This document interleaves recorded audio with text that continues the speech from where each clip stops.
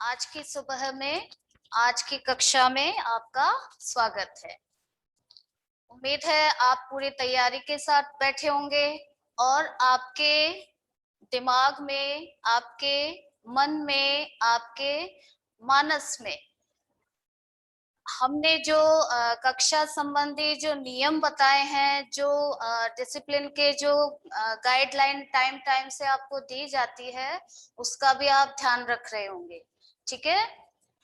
अच्छे बच्चे हर दिन कुछ सीखते हैं, तो आप अब उस डिसिप्लिन को फॉलो करते हुए ही इन चीजों को समझे। टीचर की बात को ध्यान से सुनो, है ना। शिक्षक अध्यापिका क्या कह रही है उस बात का ध्यान दो, और जो तुम्हें कहा गया है उसके हिसाब से करते चलो। बीच में डिस्टर्ब ना करें, क्योंकि ये सभी से संबंधित काम हुआ। एक अगर डिस्टर्ब करता है तो सब डिस्टर्ब होते हैं। इसलिए आप लोग आराम से एकाग्रचित्त होकर बैठो और अपनी पढ़ाई करो। ठीक है। तो हम अपनी कक्षा शुरू करते हैं। बेटा, हम लोगों ने पिछली कक्षा में मात्रा पढ़ा था और उससे संबंधित मैंने आपको सारी बातें बताई थी। कुछ बातें जो आज रह गई हैं वे हम आज करेंगे। ठीक है। जैसे आपको बता दिया था कि स्वर, मात्राएं तो स्वरों की होती है, लेकिन ये स्वर कुछ विशेष चिन्हों के साथ, व्यंजन के साथ लगते हैं, और व्यंजन अपनी आवाज के साथ साथ स्वरों की आवाज को भी ग्रहण करके बोला जाता है। ठीक है। तो ये चीज आपको मैंने अच्छे से समझा भी दी थी। जैसे ये क है, क एक व्यंजन है और व्यंजन रूप में ये इस तरह से लिखा गया। अब हमें इसमें स्वर जोड़ना है। ठीक है। स्वर जोड़ना है तो हम मान लो ई की मात्रा लिख रहे हैं इसके साथ, तो क ई ऐसा नहीं लिख सकते, क्योंकि ये बोझिल होगा हमारे लिए, ये काम को बढ़ा देने वाला होगा और तुरंत क्रिया देने वाला नहीं होगा, क्योंकि हमें इसे कई बनाने में और समझने में टाइम लगेगा। वही ये काम मात्राओं के साथ कर दिया जाए, जैसे क ई, तो ये दोनों आवाजों के साथ बोला जाएगा। यानी इसमें व्यंजन की आवाज भी आएगी और इसमें स्वर की आवाज भी आएगी। और हिंदी के नियमों के अनुसार पहले व्यंजन बोला जाता है, फिर स्वर बोला जाता है, क्योंकि स्वरों का ही स्वतंत्र अस्तित्व होता है। स्वर स्वतंत्र होते हैं, व्यंजन आश्रित होते हैं। व्यंजन अपनी ध्वनि के लिए, अपने बोले जाने के लिए स्वर पर निर्भर होते हैं। अगर स्वर का सहारा न मिले तो व्यंजन कोई आवाज नहीं दे सकता। देगा भी तो बहुत छोटी आवाज होगी, जो समझ से परे हो। ठीक है। तो स्वरों का साथ लेकर व्यंजन अपना अस्तित्व प्रदर्शित कर सकते हैं। ठीक है। इतनी बात हमारी हो गई थी और आपको मात्राओं से संबंधित सारी जानकारी दे दी थी। यहाँ पर मैं थोड़ा सा पीछे जाना चाहूंगी, जिससे कि आपको समझ में आए कि हमने जो बीच बीच में पढ़ा था वो किस संदर्भ में पढ़ा था। जैसे देखो, हमने लिखा था स्वरों को, सारे स्वरों को, अ, आ, ई,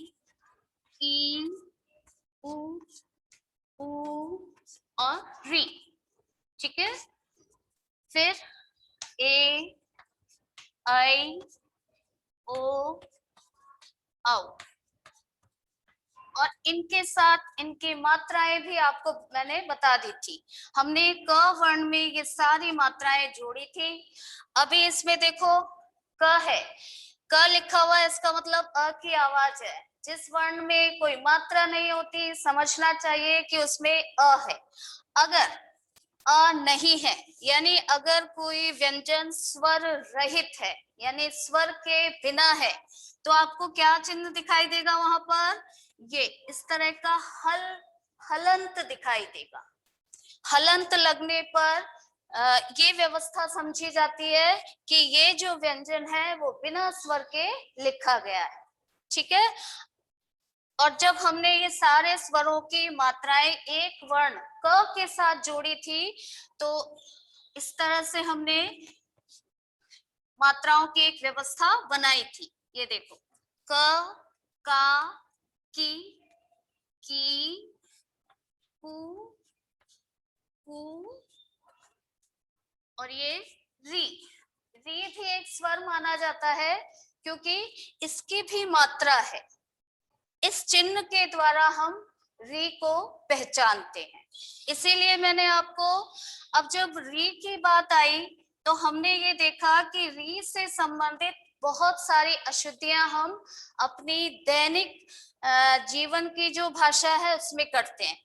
तो इसी संदर्भ में मैंने तो आपको र के और दूसरे दो रूप भी बताए थे।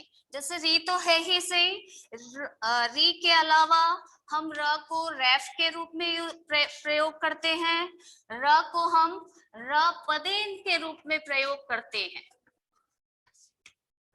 ये इसलिए समझाना पड़ा क्योंकि री से संबंधित अशुद्धियां हम करते हैं।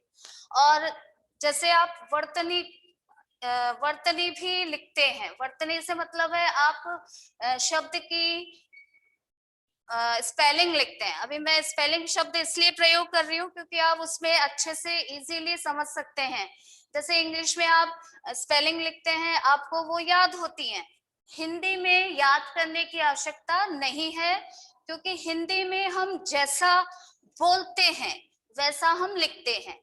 यानी हिंदी में उच्चरित भाषा ही वर्तनी का आधार होती है।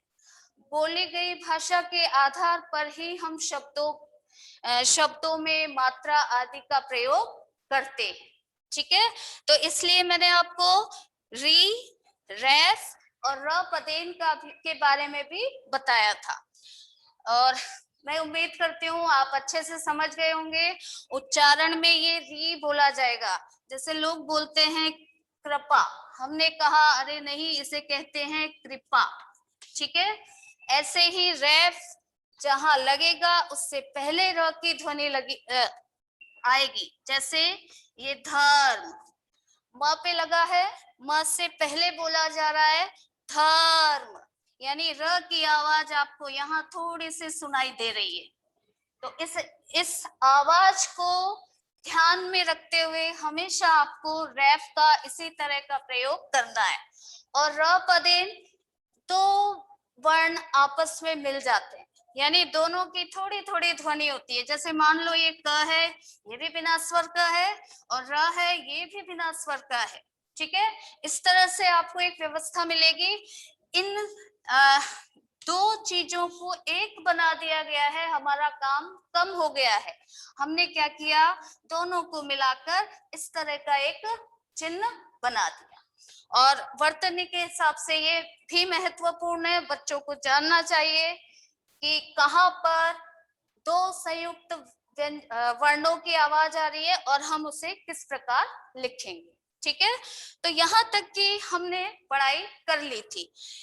इन मात्राओं का आगे देखो, इन मात्राओं का आगे देखो। जैसे ये है के, ये है कई, ये को और ये कौ। ठीक है। ये तो हमारे 11 स्वर हैं जो बिल्कुल डायरेक्टली हमको मात्रा के रूप में मिल जाते हैं।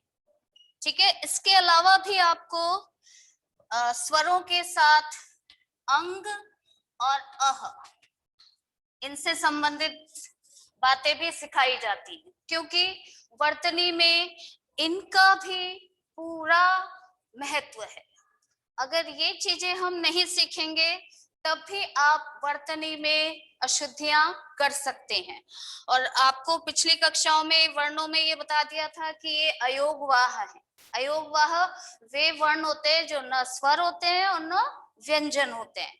स्वर इसलिए नहीं होते क्योंकि ये स्वतंत्र नहीं है, इनका उच्चारण स्वरों की तरह स्वतंत्र रूप से नहीं होता है।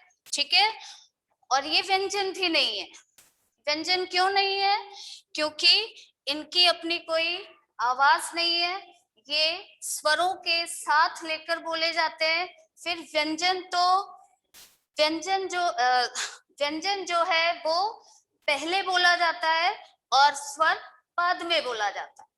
इनमें पहले स्वर आएगा, फिर ये व्यंजन का भूमिका निभाएगा, बाद में व्यंजन आएगा भूमिका के रूप में। ठीक है, अभी मैं समझाऊंगी आपको किस प्रकार से। फिर ये अह, अब इसे अगर हम आवाज के हिसाब से लिखे तो ये अह इस प्रकार से लिखा जाएगा, यानी पहले स्वर आया है, पहले स्वर आया है। आपने समझा कि व्यंजनों में पहले व्यंजन आता है, फिर स्वर आता है, फिर हमारा मात्रा संबंधी कार्य संपन्न होता है। जैसे अभी की बताया तो पहले व्यंजन आया, बाद में स्वर आया। वहां पर ऐसा नहीं है, वहां पहले स्वर है, फिर वो ह की आवाज देता है। ह का अपना एक अलग अस्तित्व है, ह अपने आवाज के साथ एक अलग भूमिका वहां पर रखता है, लेकिन इसका उच्चारण ह की तरह होता है, हमें ये समझना चाहिए। और फिर हिंदी में इसका ज्यादातर उपयोग कहाँ होता है? तत्सम शब्दों के साथ। तत्सम से क्या मतलब है? जो शब्द हिंदी में संस्कृत से ज्यों के त्यों ले लिए गए हैं। हिंदी के अपने शब्द यहाँ पर नहीं मिलते हैं, संस्कृत वाले शब्द ही जो हिंदी में प्रयोग किए जाते हैं वहां पर इससे संबंधित शब्द मिलेंगे। जैसे अतः, प्रातः, है ना, स्वतः, ये सारे तत्सम शब्द हैं जो संस्कृत से हिंदी में आए हैं। तो हम लिखते हैं तो इन्हें भी जानना जरूरी है। ठीक है, यहाँ तक हमारी बात हो गई थी। यानी मात्राओं से संबंधित ये चीजें आपको समझनी है। अब थोड़ा सा इस अंग के बारे में बता देती हूँ। जिसे तुम अंग कहते हो उसे हिंदी भाषा में अनुस्वार कहा जाता है। अनुस्वार, ठीक है, अनुस्वार। पहले इसे समझ लो, अनु का अर्थ होता है पीछे, अनु का अर्थ होता है पीछे, स्वर का मतलब होता है स्वर के। थोड़ा सा अर्थ में परिवर्तन आया इसलिए ये शब्द भी बदला। ठीक है, स्वर के पीछे। अब इस शब्द से ही पता चल रहा है कि इसकी क्या व्यवस्था रहेगी भाषा में, यानी ये स्वर के पीछे आएंगे, स्वर के पीछे आएंगे। ठीक है, अब आप देखो, जैसे हम लिख रहे हैं गंगा, और आप अनुस्वार के रूप में इसे इस तरह से समझ सकते हो। यहाँ पर अपने काम को आसान बनाने के लिए हमने इस अनुस्वार को ये बिंदी का रूप दिया है। ठीक है, अगर मानक वर्तनी की बात की जाए, यानी हिंदी में स्टैंडर्ड स्पेलिंग की बात की जाए, तो इस गंगा को हम ऐसे लिखेंगे, ऐसे, सॉरी, ऐसे लिखेंगे। ठीक है, अब ये यहाँ पर देखो कि ये चीज कहां से आई, यानी अनुस्वार क्या है, अनुस्वार क्या है। तो देखो, हम जब वर्णमाला लिखते हैं, आपको वर्णों में जब वर्णमाला लिखवाई थी तो क, ख, क, ख, अंग, ठीक है, च, छ, च, छ और य, इनके साथ हल चल रहे हैं, इनके साथ हल चल रहे हैं, ये ध्यान रखना। अब जैसे मैं पूरे स्पर्श व्यंजन लिख दूं, यानी पूरे यहाँ पर 25 लिख दिए जाएं प वर्ग तक, ठीक है, प, फ, ब, भ, म, तो जो ये अंतिम पांचों हैं, जैसे ट वर्ग में न आता है, त वर्ग में न आता है और प वर्ग में म आता है, ये जो पांचों अंत के होते हैं, लास्ट के होते हैं, ये पंचम अक्षर ही अनुस्वार के रूप में प्रयोग किए जाते हैं, और सुविधा के अनुसार हमने इसे बिंदी का रूप दे दिया है। ठीक है, सुविधा के लिए वर्तनी के तौर पर ये सही है। आइए आपको बात समझ में। जैसे अगर मैं लिख दूं कंठ, कंठ, तो मुझे इसे ऐसे लिखना पड़ेगा। आप लोग कैसे लिखते हैं? इस तरह से लिखते हैं ना। अब यहाँ पर आपको ये नियम ध्यान रखना है कि हम कह रहे हैं कि ये स्वर के बाद आएंगे, स्वर के बाद आएंगे, यानी ग में, ये देखो ग लिख दिया हमने, ग के बाद है अ के बाद है ये अंग। या तो ऐसे लिख लो, नहीं तो आप क्या समझो इसे, ये नहीं लिखना चाहें तो ये लिख दो। ठीक है, तो ये भाषा को आसान बनाने का एक तरीका है। वरना आपको ये समझना चाहिए कि ये अनुस्वार किस रूप में भाषा में स्थान रखता है। अनुस्वार पंचम वर्णों के रूप में भाषा में स्थान रखता है। ठीक है, अब आप किसी भी अनुस्वारिक शब्द को लिख रहे हैं, यानी अनुस्वार वाले शब्द को लिख रहे हैं, तो आपको पता होना चाहिए कि जहां पर आवाज आ रही है उसके बाद के वर्ण के हिसाब से तय होगा कि इन पांचों में से वहां कौन सा आएगा। जैसे मैंने कंठ लिखा, या जैसे गंगा लिखा, ठीक है, गंगा, ये क ख ग घ ग, तो ये ग, यहाँ पर भी ये ग है। ग को देखकर इस अनुस्वार का वर्ण वाला रूप ये बनता है। ठीक है, ठ को देखकर, ठ में देखिए ये ट, ठ, ट, ढ और ण। ठीक है, अब क हमने लिख दिया, क के बाद अनुस्वार की आवाज आ रही है, लेकिन इसका वर्तनी वाला रूप क्या होगा? ठ को देखकर। ठ वर्ग, ट वर्ग में, ट वर्ग में पंचम अक्षर, ठीक है ना, ट वर्ग में पंचम अक्षर ण है, इसलिए हमने ठ को देखकर इस बिंदु का ये वाला रूप लिखा, तो ये है कंठ।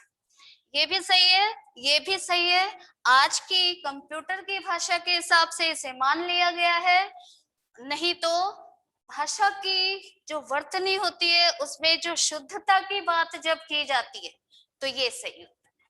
ठीक है, आपको इसे समझना है। आ गई बात समझ में आपको? अभी मैं इससे संबंधित आपको वर्ण विच्छेद भी दूंगी और वर्ण संयोजन करना भी बताऊंगी। ठीक है, अब हम लेते हैं अनुनासिक। अनुनासिक, आपको पता है कि सारे स्वर जो है वो मुख से बोले जाते हैं। कई कई बार हम मुख के साथ साथ जब नासिका का प्रयोग करते हैं तब हम अनुनासिक का प्रयोग करते हैं, यानी ये मुख और नाक, मुख और नाक, नासिका नाक होती है, नाक दोनों का प्रयोग करते हैं। और हिंदी में हम इसके लिए ये चिन्ह बनाते हैं, चंद्र बिंदु जिसे बोलते हैं। ठीक है, यहाँ पर थोड़ा सा आप ध्यान देना कि जैसे हमने लिखा चांद, चांद, तो जो ऊपर की जो ये लाइन है, ये जो शिरो रेखा है, वहां पर कोई मात्रा नहीं है, यानी कोई मात्रा नहीं आ रही है, तो इसलिए हम इसका ये रूप लिखते हैं। मान लो अगर मात्रा आ जाए, ये मात्रा आ जाए तो यहाँ पर हम चंद्र बिंदु नहीं लगा सकते, वहां पर हमें क्या करना है? बिंदी लगानी है। हालांकि ये है अनुनासिक, पर आपको बिंदी के तौर पर लिखा हुआ मिल रहा है तो आप क्या सोचेंगे? ये अनुस्वार है। नहीं, यहाँ पर ये नियम ध्यान रखना कि लाइन के ऊपर अगर कोई मात्रा आ जाती है तो वो इस रूप में लिखा जाता है। ठीक है, चलो अब हम आते हैं, अब आपका जो लिखित का काम है वो है वर्ण विच्छेद। वर्ण विच्छेद, क्योंकि जितनी भी हम मात्राएं सीख चुके हैं अब आप उसे कैसे तोड़ेंगे और कैसे जोड़ेंगे यही आपकी समझ का आधार रहेगा। तो पहले हम उसे तोड़ना सीखते हैं, ठीक है। तोड़ने के लिए देखो कुछ शब्द हैं, जैसे पहले मैं बहुत आसान शब्द लेती हूँ, नदी, ठीक है। अब तुमने शुरू में तुमने ये समझा कि मैंने कहा हिंदी भाषा में उच्चारण का महत्व होता है। उच्चारण के अनुसार आप वर्तनी लिखते चले जाएंगे। तो अगर हमें इसे तोड़ने के लिए कहा है, तो इसमें जो जो ध्वनियां आ रही हैं उन्हें हम क्रम से लिखते चले, सीरियल वाइज लिखते चले। जैसे ये देखो, पहले आ रही है न, तो हमने न लिख दिया। अब हमें इसे तोड़ना है, इसलिए ये बिना स्वर का दिखाओ, हलंत लगा दो। न के साथ अ की आवाज आ रही है। हमारा पहले समझा हुआ काम क्या था कि हमने ये समझा कि व्यंजन पहले बोले जाते हैं, फिर स्वर बोले जाते हैं। आवाज में भी देखो, न, तो न बोल के हम अ पर गए, न, लास्ट में अ की ही आवाज चल रही है, तो न, अ, न, ठीक है। फिर आगे का वर्ण है द, ये द, फिर द, ई, दी, ये इस तरह से। तो जैसा हमने बोला उसके अनुसार समझ समझ के आगे का लिखते जाओ, कहीं कोई गलती नहीं होगी। जब आप सामने कक्षा में होते हैं, हम लोग इसे जब सिखाते हैं, कई बच्चे समझ जाते हैं फटाफट, कई बच्चे नहीं समझते हैं, तो मैं उस हिसाब से आपको टाइम देकर ही समझा रही हूँ। न, अ, द, ई, न, दी, ठीक है। इसी प्रकार से चौक, चौक, ये देखो, च की आवाज आई, च में औ की आवाज आई, ये औ, चौ, क, अ। इस तरह से जो जो आवाज आती जाए आप लिखते जाएं। आपको, अच्छा, ये सीखना क्यों जरूरी है? क्योंकि हिंदी भाषा में बच्चे वर्तनी से संबंधित यानी स्पेलिंग से संबंधित बहुत सारी गलतियां, अशुद्धियां करते हैं। और ये अशुद्धियां बहुत तरह की होती है, मात्राओं से संबंधित भी हो जाती है, वर्ण से संबंधित भी हो जाती है, शब्द से संबंधित भी हो जाती है, और वाक्य से संबंधित भी हो जाती है। तो इसलिए आपको ये समझना चाहिए। अगला हम शब्द लेते हैं करेला।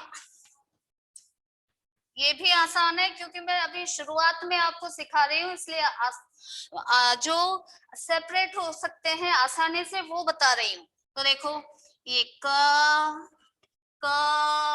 अ, ये अ लगाया हमने, फिर रे को महसूस करोगे तो र के साथ ए की आवाज आ रही है, र, ए, ल, आ। इस तरह से ये बना क, रे, ला, करेला, ठीक है। फिर एक देखो मिक्स वाला, मिश्रित, जो मिला हुआ है, प्रकाश, ठीक है, प्रकाश। प्रकाश में देखो, अब आपको मैंने बताया था कि प और र यहाँ दोनों मिल गए, मतलब दोनों की आवाजें साथ साथ आएंगी, तो ये प, र, अ प्लस क, आ, श, अ, प्रकाश। जैसे जैसे आवाज आए वैसे वैसे लिखते चलो, ठीक है। ये तो हुआ वर्ण विच्छेद। अब जो तुम समझे हो उसी के आधार पर हम इसकी परिभाषा लिखना सीखते हैं। जैसे मैंने नदी को ही तोड़ा, तो तोड़ने में क्या किया? व्यंजन स्वर, व्यंजन स्वर, यानी हमने जब स्वरों, शब्द में आने वाले स्वर और व्यंजन को अलग अलग लिख दिया, तो ये अलग अलग लिखने की जो व्यवस्था है वह वर्ण विच्छेद कहलाती है। तो आप अगला प्रश्न यही लिखें। ठीक है, आज का प्रश्न 1 कर लो। वर्ण विच्छेद किसे कहते हैं? ठीक है, अब हम जो हमने समझा उसके आधार पर ही लिखेंगे उत्तर। देखो, उत्तर शब्द में होगा वो। ठीक है, शब्द में आए हुए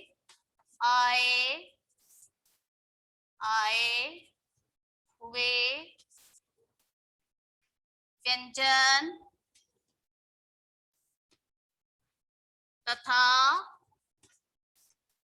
स्वर को अलग अलग लिखने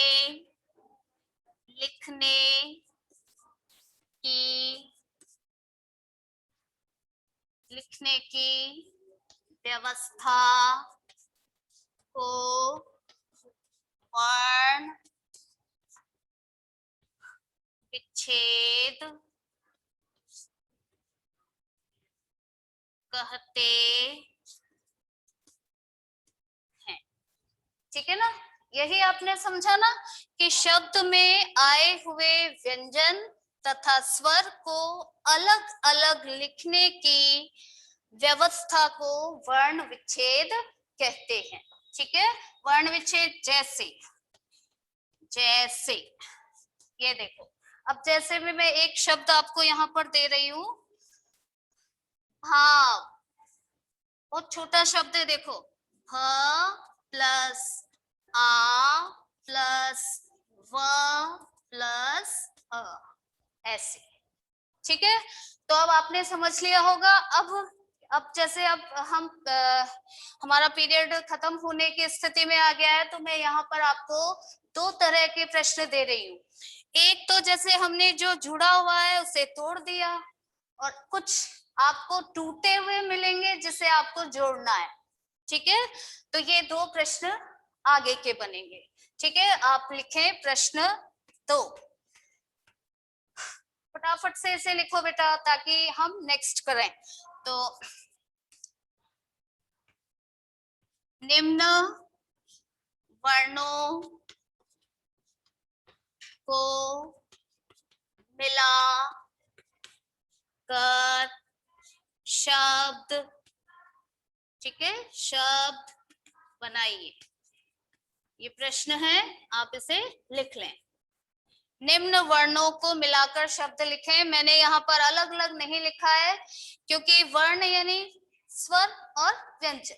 ठीक है, स्वर व्यंजन ये दोनों अलग अलग होंगे, आपको इन्हें मिलाकर लिखना है। मैं इसे मिटा रही हूँ, टाइम कम है, आप थोड़ा सा फास्ट लिखो।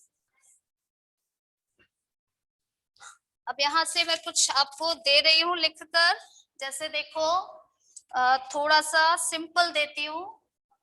क अ पहला है क अ प्लस क श फिर आ। यहाँ पर आपको ये शब्द लिखना है। ठीक है, अब आपको संयुक्त व्यंजन भी ध्यान में रखने हैं। हमने क श आ, ये संयुक्त वर्ण है। संयुक्त वर्ण में 2 अलग अलग वर्ण मिलकर एक नया रूप बनाते हैं। जैसे हमने क और श को, जब तुमने पिछली कक्षाओं में पढ़ा, क और श को जब हम मिला देते हैं तो एक श बनता है। ये संयुक्त व्यंजन हो गया, क्योंकि ये 2 अलग अलग वर्णों के मिलने से नए रूप में लिखा जाता है, इसलिए इसे संयुक्त वर्ण बोलते हैं। ठीक है, कक्षा नंबर 2, जो तुम्हें पढ़ाया गया था, देखो,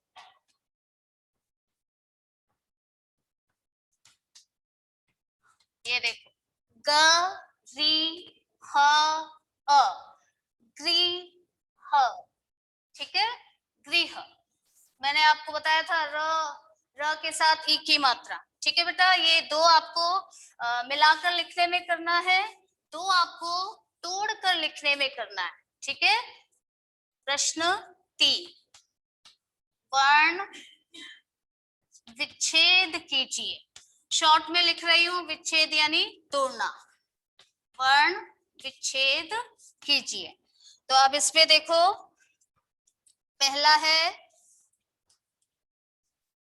व्याकरण का ही लिखिए। व्याकरण जो आधा है वो भी हलंत के साथ लिखा जाएगा। ठीक है। इसी प्रकार से दूसरा है लिपि, इसका भी आप वर्ण विच्छेद करके लिखें। ठीक है बेटा, टाइम पूरा हुआ। शुभकामनाओं के साथ पूरे दिन का आनंद लीजिए, समय पे काम कीजिए। Good bye.